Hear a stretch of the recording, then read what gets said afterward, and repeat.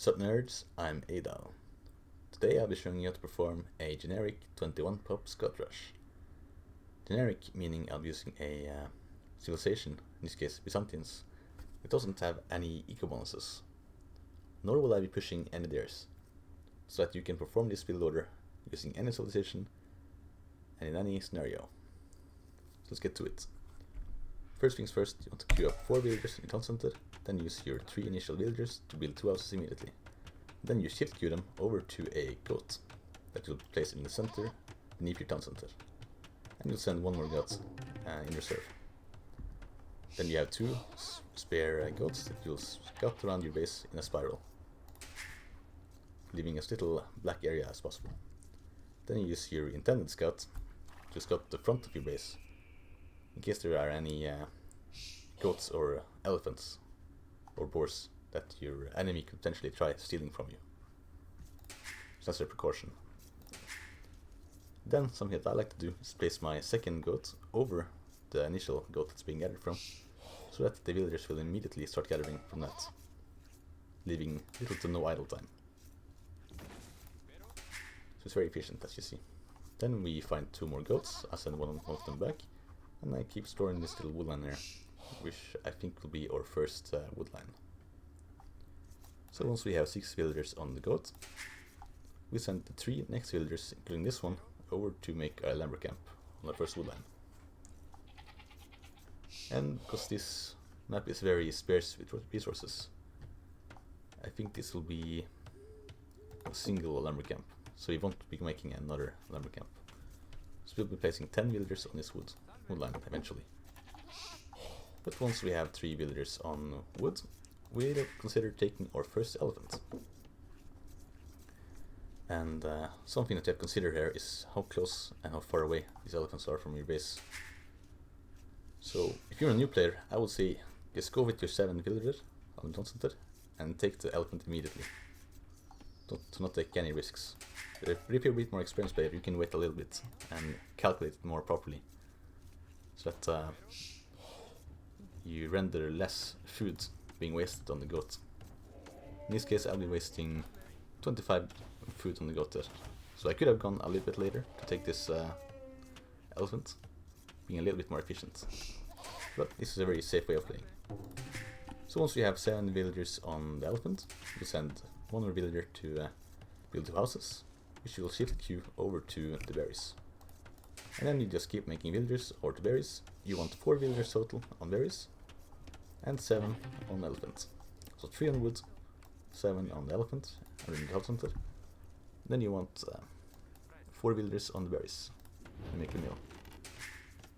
And sometimes you have to force deposit food through town center, just so that you can make more villagers without having any idle time. As I just did that. And once we have 4 villagers on berries, we want 3 more villagers on to the elephant, for a total of 10 villagers on town center. And once the elephant that we're taking from, which is at around like 150 food, we send a villager forward to get our second elephant. And once we found all our resources, all our goats, we have 4 to spare here, we can go out to explore the enemy.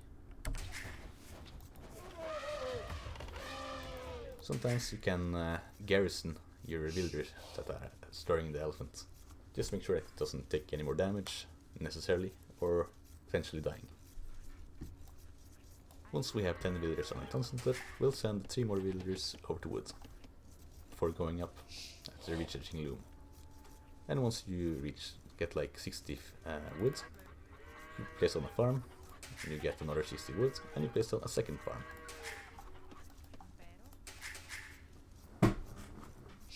So now we have 4 villagers on berries, 2 farmers, and 8 villagers on the town center gathering food from the elephant. And I'm already preparing a goat over the elephant, so that these villagers will immediately start gathering food from the goat after finishing off the elephant. Once we have 6 villagers on the woodline, we'll research loom and we'll go up to the fuel village. We have found our enemy, based on finding this house here and a salad tree, so you can estimate that this TC is somewhere around there. I had some idle time on my woodcutter had that got stuck, but I seem to have fixed it. So we now send off 4 more villagers from beneath the town center. We send off to the woodlands, where we have a total of 10 woodcutters. I have some more idle time here, some villagers getting stuck, but we'll fix it up real quick. Here we go, 5 villagers on each side for max efficiency.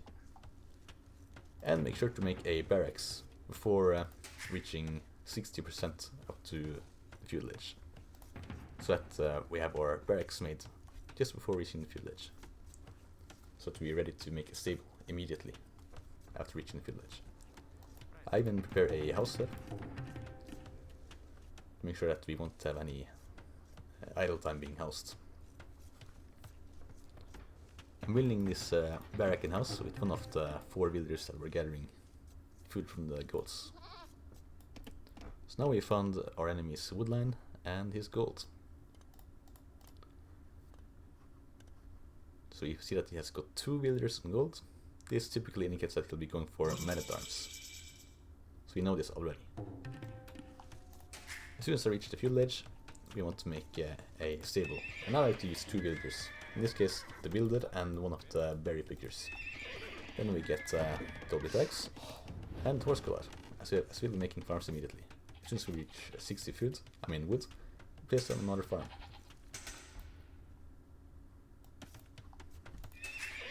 Then we queue up some scouts, and we look for low HP villagers. So we see that there's 2 low HP villagers right there, which are potential targets. Snipe 1 villager for running back and regrouping with some more scouts. And I want to make sure that to make more houses. Continue making farms. At this point, you just continue making farms and houses, while keeping 10 villagers on wood.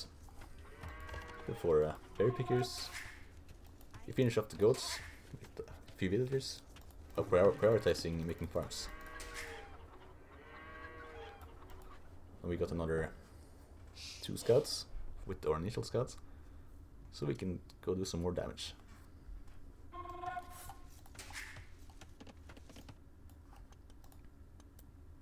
I target this villager sir. I use one of the scouts to block the path of the villager, but I don't take a risk and I run away, although I could have finished it off. That was a mistake on my part, but we do finish a second villager there.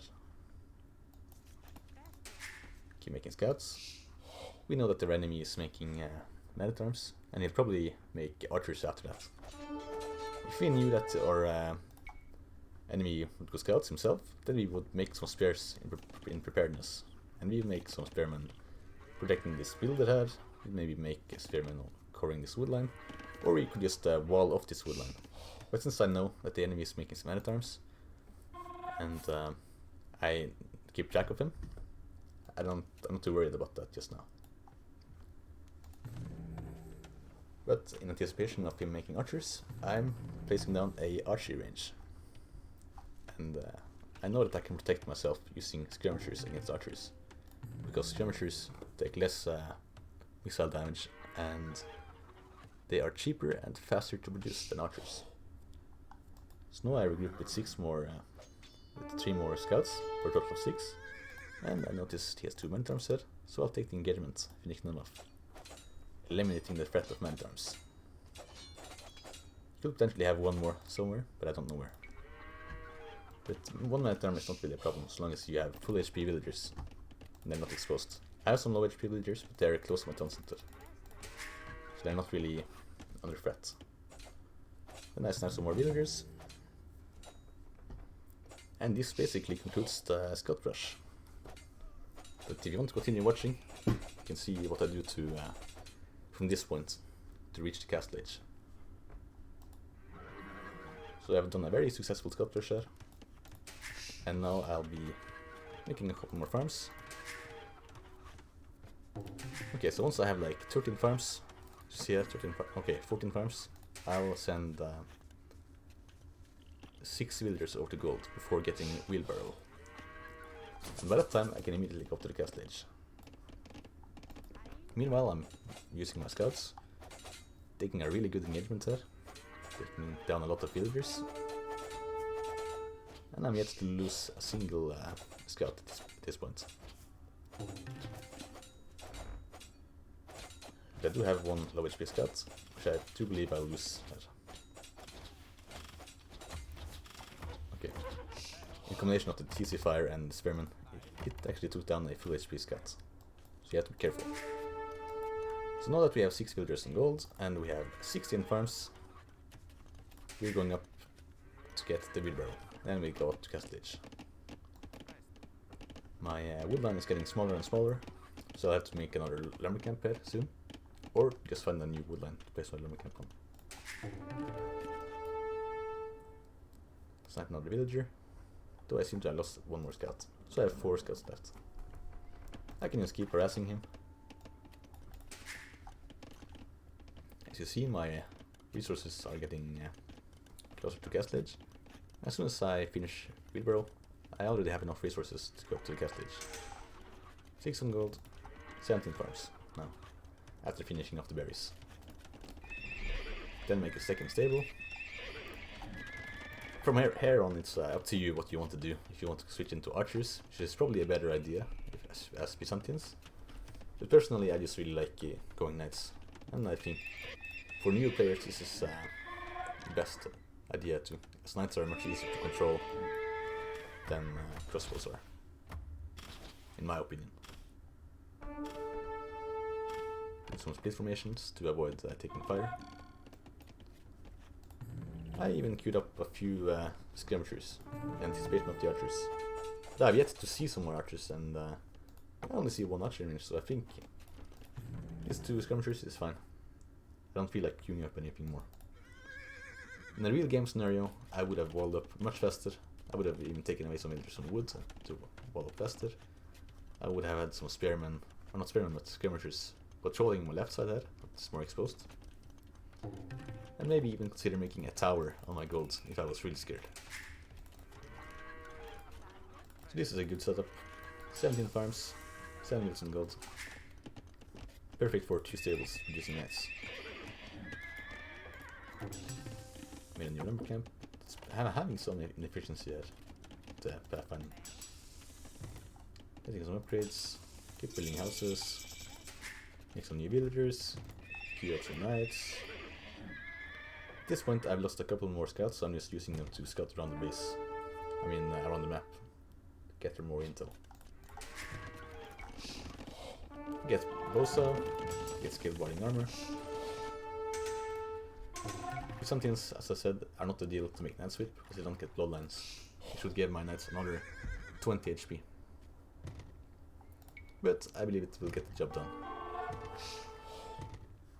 Against the already very wounded and weak player. And I wipe out this fiddle army. No problemo. Make another TC. Go forward with some knights. Make a siege workshop. Lots of villagers and gold. Basically at this point the game is already over, really. We're gonna CC. Make some animals. Start cheating enemy. Keep making knights. Already have pistol armor. Some monastery, make some monks. And I just quickly wipe out the enemy. And the game ends there.